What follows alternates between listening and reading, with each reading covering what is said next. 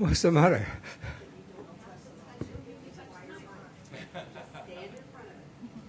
Just stand. No, I can't resist. Mel, I just cannot resist.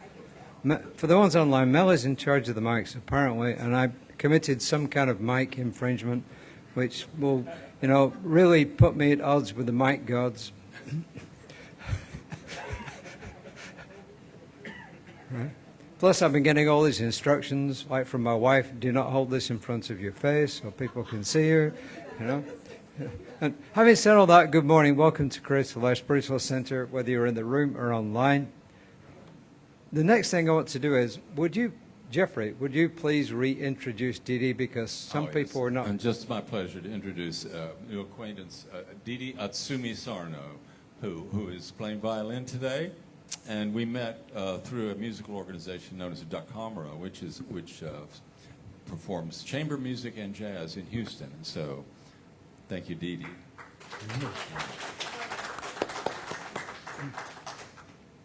I think playing is potentially an understatement, Jeffrey. She was playing it beautifully. There were actually comments online which were saying how beautiful you were playing it. So having said that, let's just settle down. If you feel so inclined, take a deep breath and let it go. Put aside everything that's been going on today and just simply be here now. Universal love enfolds me. Universal wisdom inspires me. Universal spirit enlightens me.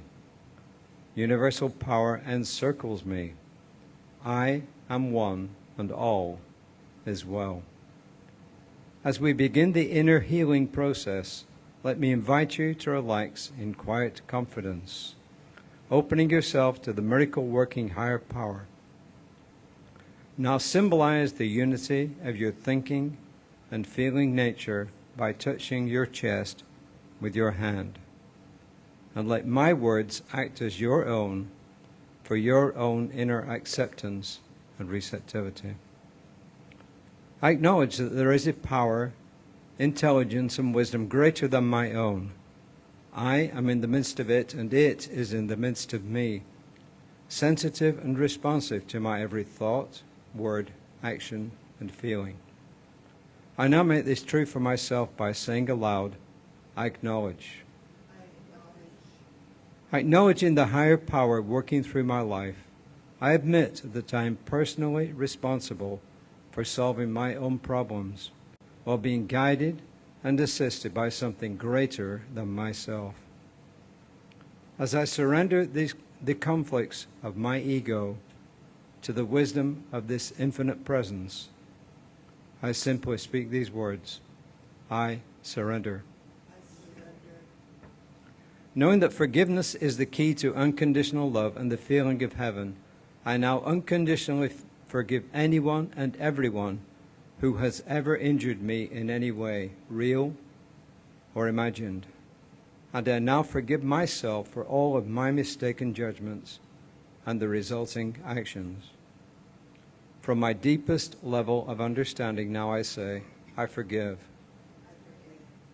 Realizing that I continually experience the effects of my own thinking, I now choose to allow this higher power to recreate me deeply, filling my mind with thoughts that are only constructive, positive, loving, and beautiful. I call upon this divine inflow by stating aloud, I choose. I now center upon that one special idea that I am willing to accept as real for me in this coming week. Visualizing the idea as already acted upon and brought to pass. In seeing my idea become a fact of my experience, I enjoy the happiness and peace of my thought fulfilled and gratefully speak these words, I accept. Knowing that I have an everlasting place in the midst of the power that sustains all of creation, as well as the support of those around me, I allow myself to relax in the peace and fulfillment and gratitude and say, I release. And now, in my mind's eye, I envision the presence of someone near and dear to me, a family member, a friend, a mentor, someone who has touched my life in deep and loving ways, someone who may not be physically present in this room this morning or even on the planet anymore. And I turn towards that image in my mind and I say, I'm grateful for the good in your life. And I open my eyes to the world around me and turn joyfully to the person next to me and the people in this room or online and share my gratitude and confidence by saying, I'm grateful for the good in your life. Ooh, and normally is when I'd be looking at the camera angle and going, I need to, I'm sure it's fine. I'm sure it's fine. I'm sure it's fine. So, I would love to pull a Jesse and come up and say, well, one, the music was beautiful. And I'd love to come up and say, well, that's my talk, and I'm done. But it's not. So I have notes. I may or may not look at them. When Jesse came to me and said, hey, why don't you do this? Actually, he gave me a choice. And Danielle was gracious enough to let me have the choice. Do you want Palm Sunday or do you want the Sunday after Easter? I was like, I think I want the Sunday after Easter. And I'm kind of glad I chose the Sunday after Easter for a couple reasons, and one of which will become clear. But what we're going to do is we're going to take the book of Ruth, and we're going to give the book of Ruth the TLC treatment, which may become clear at the end. And if it doesn't, that's okay too. Because I love the strong women in the Bible. There are not many. But the examples that we have are incredible. And Ruth is one of those stories that I love. Now, I love Esther too. But Ruth, she holds a special part in my heart. Because how many of us have mother-in-laws? Enough of us, right? Well, I love my mother-in-law. I'm terrified of my mother-in-law, but I love my mother-in-law. And Ruth is the story of a woman who went out of her way for her mother-in-law. Okay? So let's start with the story. What is the story of Ruth? First thing I had to do was find out where Moab was. Because here's a confession, I'm terrible at geography. Like, seriously. I was today years old when I found out Bohemia was actually a country. It's not anymore, but it was. So Moab is approximately where southern Jordan is. Why is that important? Because that's where the story starts. There was a famine in Israel. And so Naomi and her husband and her 2 sons moved to Moab because there was food there. And they lived there for approximately 10 years while there was this famine going on. And while they were there, the 2 sons came of age and chose Moabite women as wives because that's where they were. And then life happened as it does. And Naomi's husband died. Followed, apparently fairly quickly, by both of her sons, leaving Naomi in a foreign land with 2 foreign daughter-in-laws. Now, there's a reason why Naomi changed her name to Mara, which means bitter. Bitterness. Because she lost both of her sons and her husband. But she had heard that the famine was over in Israel, so she decided to go home. Makes sense, right? So she turns to her 2 daughters-in-law and says, look, there are no more sons coming. I love you, but why don't you go back to your people? Go back to your families, find new husbands. You bear no responsibility to me. And both of them fell on their knees, weeping and saying, no, we love you, we're not going to leave you. And she said, no, really, And one of the daughter-in-laws said, okay, I'm going to go home. But the other daughter-in-law, Ruth, said, absolutely not. Wherever you go, I'm going with you. Where you go, I go. Your people will be my people. Okay? I mean, that's a degree of loyalty, because apparently this is a fairly young woman. And she's like, are you sure? And Ruth's like, absolutely, positively, let's do this. So they go home. Now, I get the feeling from reading the story that Naomi's husband came from a fairly well-to-do family, because even though she'd been gone 10 years, they remembered her when they came home. And that's where she tells them, no, don't call me Naomi, because they're like, oh, look, Naomi's home. She's like, don't call me Naomi, call me Mara, bitterness. And so they're home now. Now, what are two women going to do in whatever village it was that they went back to? They got to eat, right? So there's this thing called gleaning, which I kind of had an idea what gleaning was, but I looked it up to be sure. Because they came home right before the barley harvest, and the barley harvest is immediately followed by the wheat harvest. I grew up in the city and on Air Force bases. I don't have any idea about harvesting grains. And this is back when they didn't do it with machines, when they did it like by hand with those sickles. So gleaning was a charity thing. What the owners of the fields would do is when they were finished harvesting, because what they would do is they would harvest the tall stalks and then they would bind them into, they look like teepees to me, best description I can give you. They would bind them into teepees, and then they would come through and then they would pick the teepees up and haul them off to the threshing floor, which is a whole nother idea.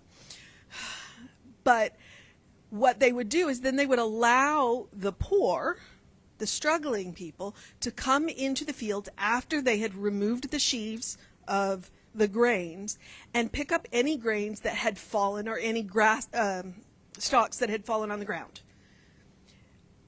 And a lot of the times, if they were really well-to-do or really into the taking care of the poor part, they would intentionally leave grains. They would let some fall. This is important because this is what Ruth did to feed her and Naomi. Because at some point she turns to Naomi and she says, look, we got to do something. We got to eat. Why don't I go glean in the fields? She also said, maybe I can find favor by doing this. What does she mean by favor? Maybe she's looking for a job. Or maybe she's looking for something else. Or maybe she's looking for both. So she goes out and she happens to land into this field. Now here's what I suspect is what she did was she scoped out all of the fields. And she looked to see whose workers were healthy, well-nourished, and were not going to yell at her for being foreign.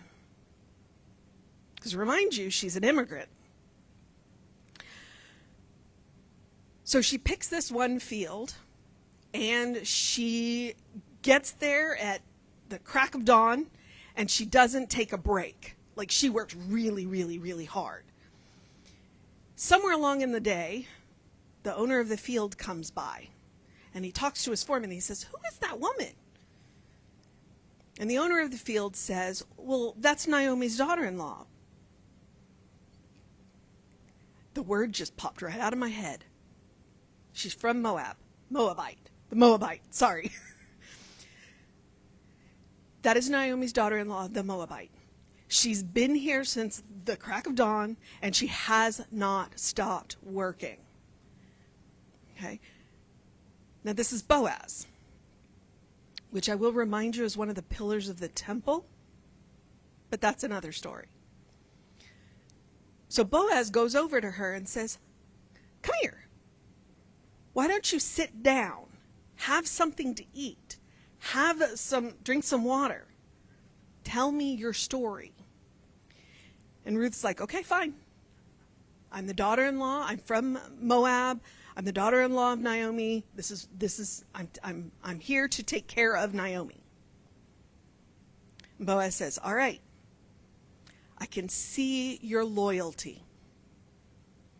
I want you to stay in my fields, stay with my women. My workers will not abuse you. Come have lunch with them, eat your fill, which she did.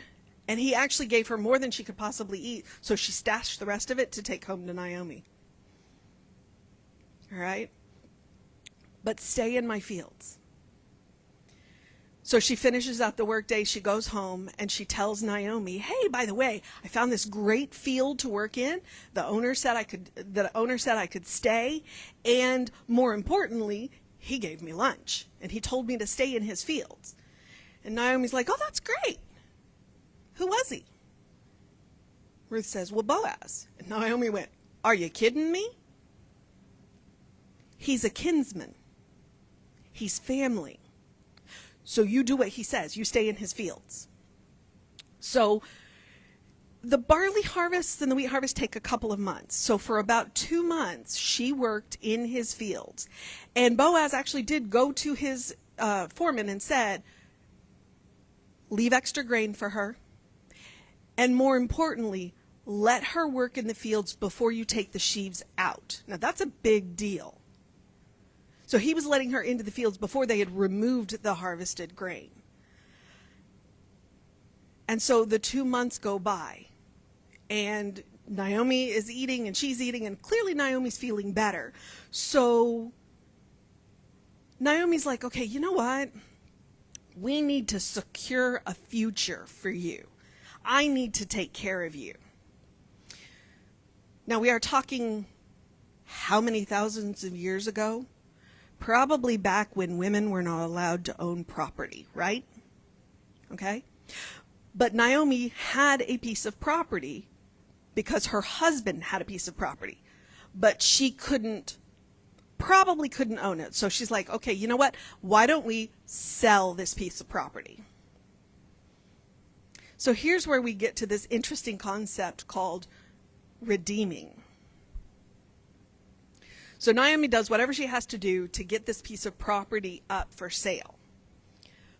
But before she does that, she says, all right, let's see if we can work this situation a little bit more in our favor. I want you to anoint yourself with your best oils, put on your best clothes, and I want you to go to the threshing floor of Boaz. And when you get there, you're going to wait until the work's done for the day, he's eaten his fill, and when he goes and lays down, you find out where he's going to lay down. And then you go and you lay at his feet. Try Googling that on the internet. I learned some stuff that I was not prepared to learn. So she does. She goes to the threshing floor. After the workday is done, she waits and she watches and she goes to Boaz's feet and she uncovers his feet and she lays down at his feet. And in the middle of the night, he wakes up and goes, whoa, why are my feet warm? Because Ruth is warming his feet. Now, when I said I Googled it, yeah, I'm going to let you take your imagination there. Please don't, please don't, please don't. But there's no shame. And she says to him, spread your cloak over me, which means, hey, will you marry me? Ruth asked Boaz to marry her. And Boaz went, you know what? You are a worthy woman. Now, what's important about what he said there is because Boaz is considered a worthy man in this town. All right? And he said, you are a worthy woman.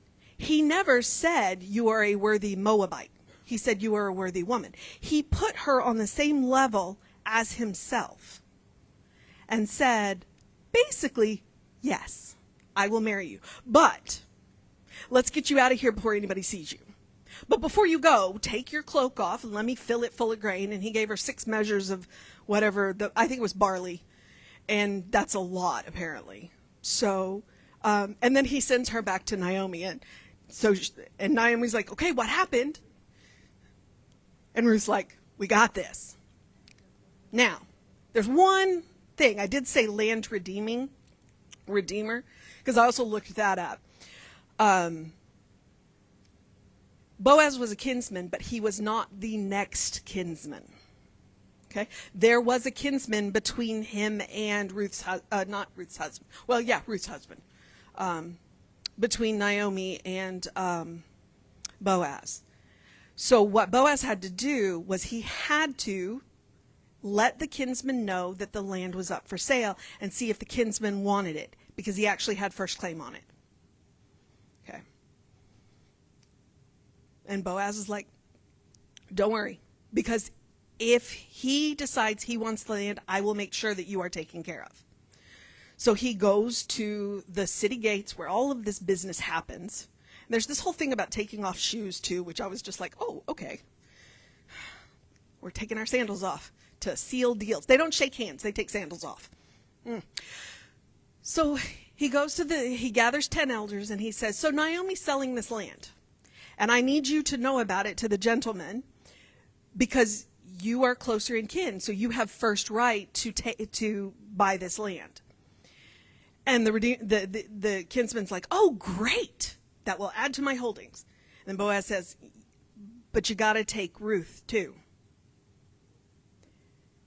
Meaning you've got to marry Ruth. Because here's one more weird little thing that they would do in the ancient kingdoms. When a family member would marry a widow, the first son actually belonged to the dead husband, not to the man who actually produced the child. It was a way to carry on the name of the family. Now, apparently this kinsman was like, nope, can't do that. It will interfere with my inheritance, not doing it. And Boaz is like, great, you heard it? I'm taking my sandal off. I'm taking both the land and Ruth. Okay? And he did. And he married Ruth, and Ruth promptly gave him a son. And then there's this weird line towards the end of the book where the women of the village or town come to celebrate the birth of this baby. And they hand the baby to Naomi. And they tell Naomi that she's worth 7 sons. Now that's a high compliment coming from the village women to Naomi about Ruth.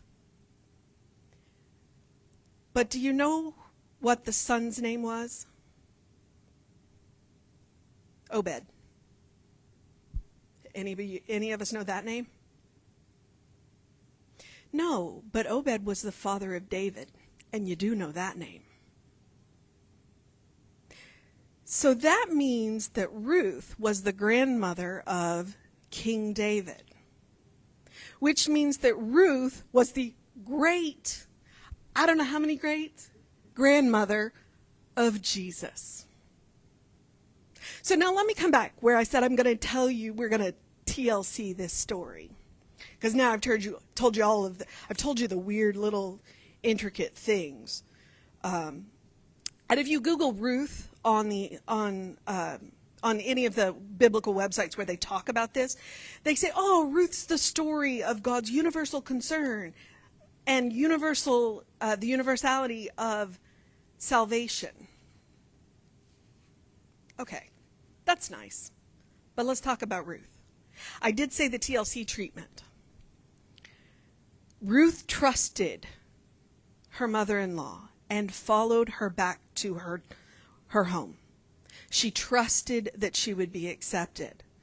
And when she said, hey, let me go glean in a field, She trusted the intuition that guided her to Boaz's field, and she trusted Boaz when he said, stay with my people and I'll make sure you're taken care of.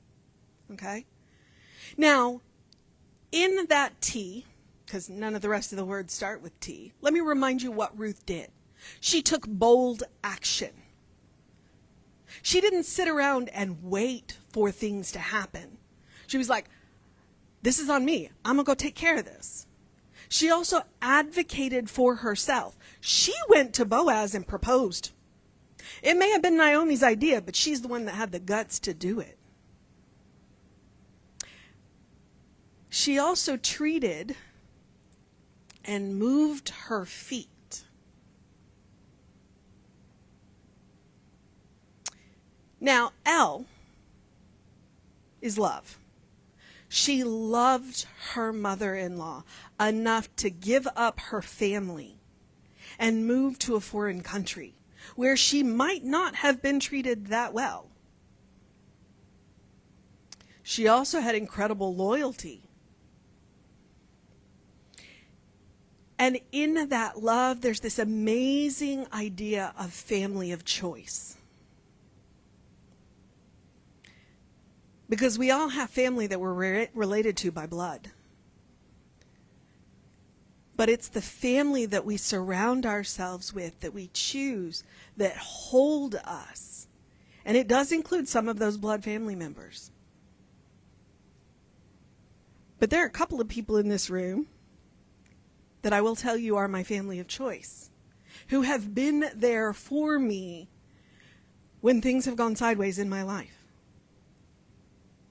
This community has held me. So I love this community and I'm loyal to this community, much like Ruth. Okay, C. Now when we're, TLC generally stands for tender, loving care. Okay? She was tender with Ruth. She loved Ruth. She cared for Ruth. She also showed conviction. She took action with the conviction, knowing that this was going to work out for her, which is the way we are asked to treat. We are asked to treat with conviction. We are asked to know it is done unto us as we know. It's also for compassion. Compassion that Boaz showed for her, compassion that Naomi showed for her, and compassion that Ruth clearly had for her. So Jesus talked about Jesse as an elder brother, which I love that idea. Let's follow that example. Let's go to that elder brother for wisdom, for guidance, for protection. I would like to suggest that Ruth could be our elder sister, that we can go to her story for guidance, for compassion, for conviction. But she's also the ultimate grandmother. I mean, she's the grandmother of Jesus, right? So she's got that amazing grandmother energy, which is why she's one of my favorite books. She is the mother of kings. But more importantly, she's the mother of the Messiah.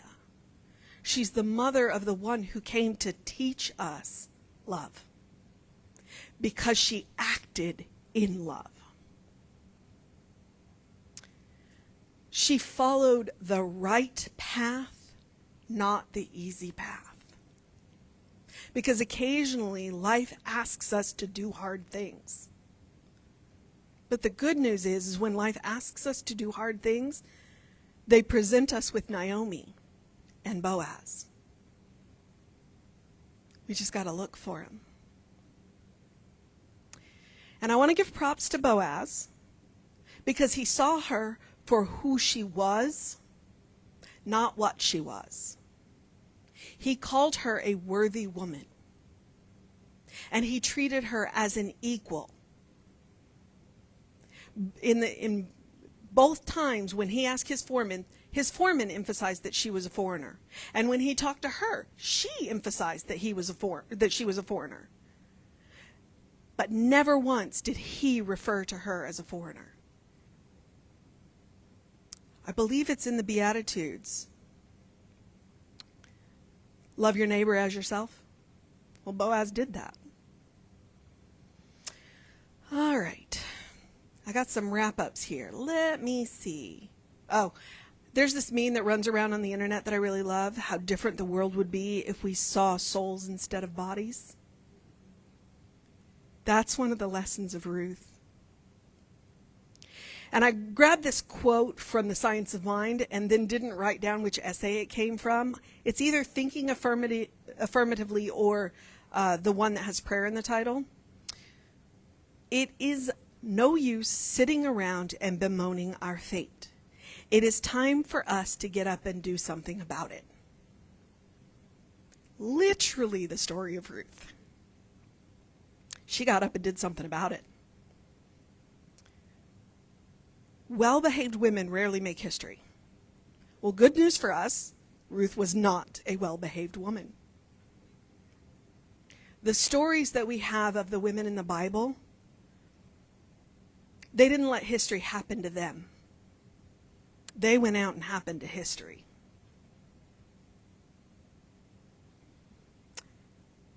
And I also snagged that quote from John Lewis. Get in trouble. Good trouble. Necessary trouble. How much trouble could Ruth have gotten into if she had gone into somebody else's field? How much trouble could she have gotten into if somebody had seen her on the threshing room floor? I mean, they would have ruined her reputation. But she was willing to do it because she was securing a future for herself and Naomi. And then I want to end on Pope Francis. If you want a definition of TLC, that is Pope Francis. And my favorite meme that I saw from him was, there was a welcoming committee at the pearly gates, and he was waving on his way through the servants' entrance.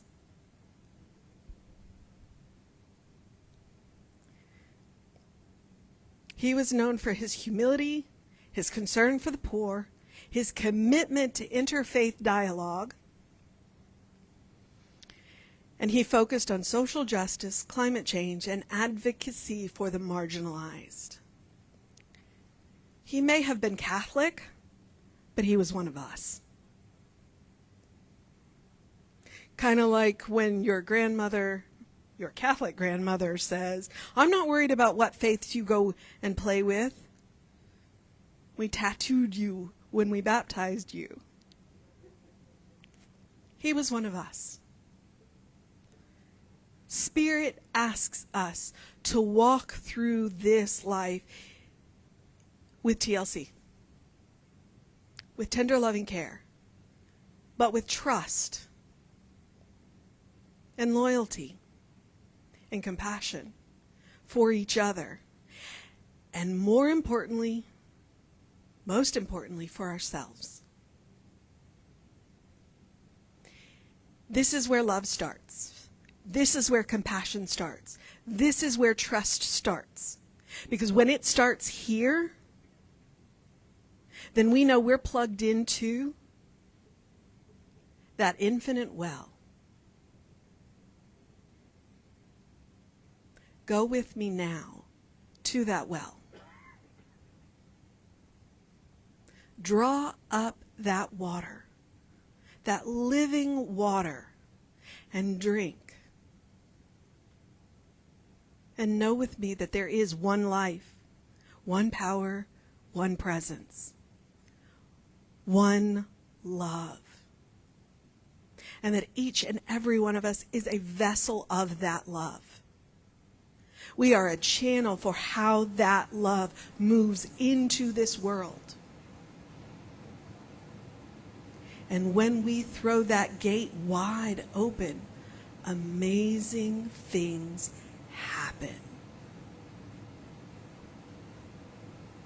So I know for each and every one of us that we stand at the feet of our elder brother and look up in wonder. And we stand beside our grandmother Ruth in wonder.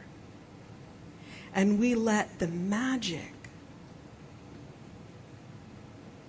of them flow through our veins into this world, making all of those amazing things that love does happen with ease. And I know this with all of the gratitude in my being. And I am grateful. And I relax into this knowing, releasing my word, calling it done. And so it is.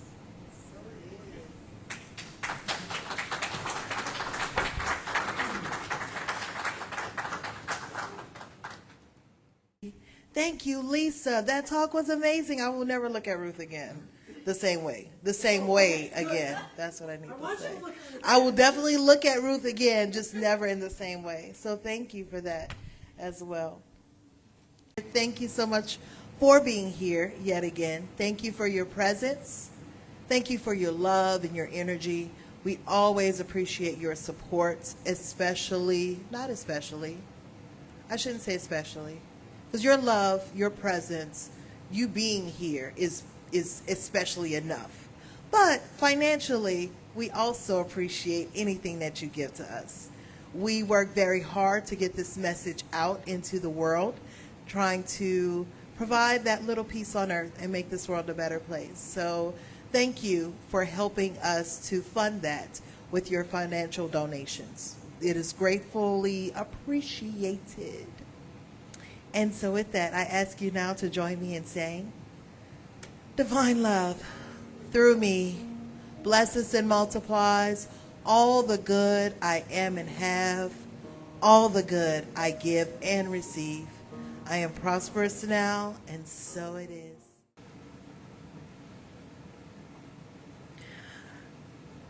So a few more additional announcements. One, the bookstore will be open for a few minutes after service. I'm looking, David, I think you will take care of the bookstore, maybe? I don't see. Huh? Probably. He'll probably take care of the bookstore. So if you would like something and no one is around, you can always come find David or Lisa or someone else, and they'll find David or Lisa or someone. Other announcements, if you parked behind the gate, please make certain, if you would like to leave your car here while you go to lunch or run some errands with a friend, that you pull your car back either in front of the building or over in the field on the other side. Either one of those are fine for parking purposes. And the practitioner of the day, we do have Jim in the room. Raise your hand, thank you. If you would like to speak with a licensed practitioner, to pray for anything you have going on, bad or good, because good always, welcomes more good, you can do that as well. You can meet Jim in the children's room, and you guys will either stay in there or go over to the garden room in the other building, either way. If you are joining us virtually, you can go into the Zoom room that is set up, and they will assign you a practitioner. All you have to do is click on the link that is in chat, let them know you're there for the practitioner of the day, and then they will assign you one, and actually give you a breakout room in order to be in, so you won't be in the full room with everyone still chatting and everything. Now, I get the delightful pleasure of treating you out.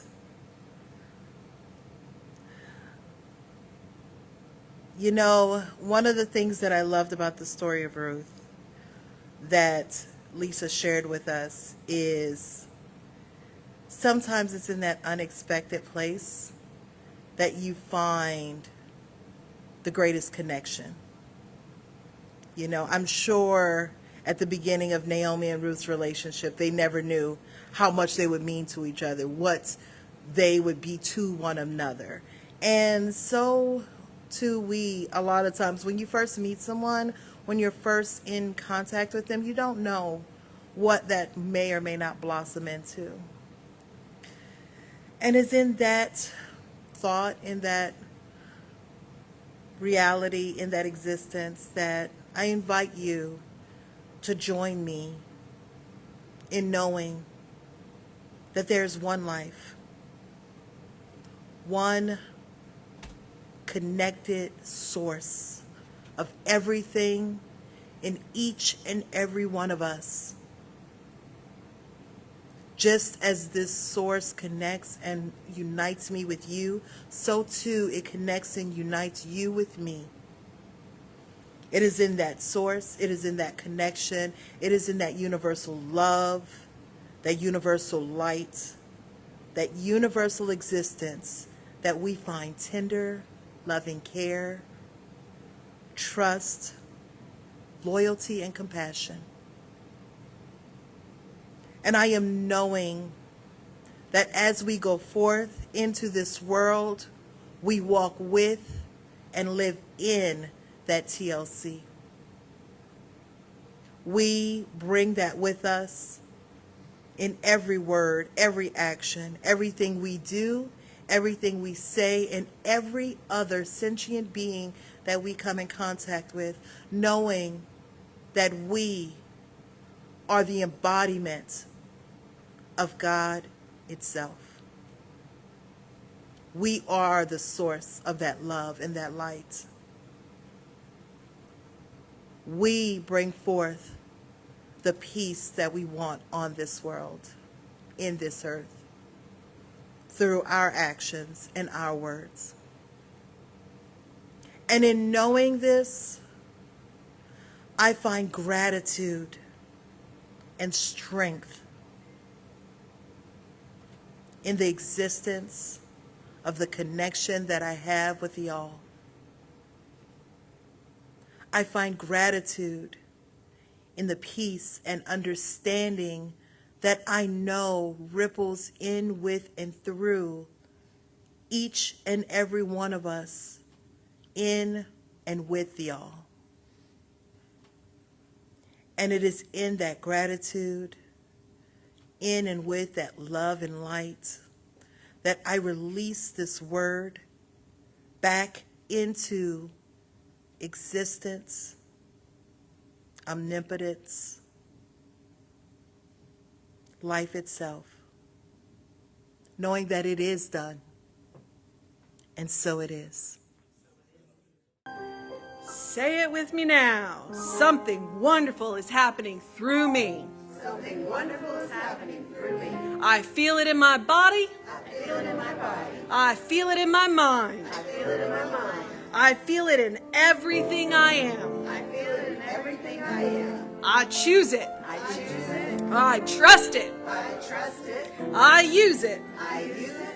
And I love it. And I love it. And so it is. So it is.